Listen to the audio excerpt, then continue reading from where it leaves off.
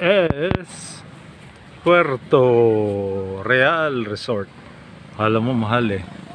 Parang Puerto Azul sa Cavite o Puerto Galera sa Mindoro. Pero murang-mura siya. Look at my room here. The last door. It's only 400 pesos. No aircon. Okay na rin. Para may pangkain tayo ngayon. It's 6 o'clock. Doon nagbumaba yung araw west. Nag-swimming muna tayo sa 1 hour. Malamig yung tubig. Yung tubig ay galing sa ilog, sa river. Kaya, tapos walang chlorine. Hindi masakit sa mata daw. Para hindi daw masakit sa mata ng mga bata. And okay naman. Amoy ano lang siya, minerals. So look at the fountain. With water from the mountains as well. Ngayon lalabas tayo para kumain.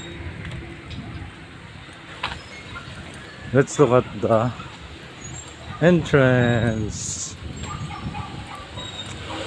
I'll show you there, Puerto Real Hotel and Resort in Real, Quezon Province.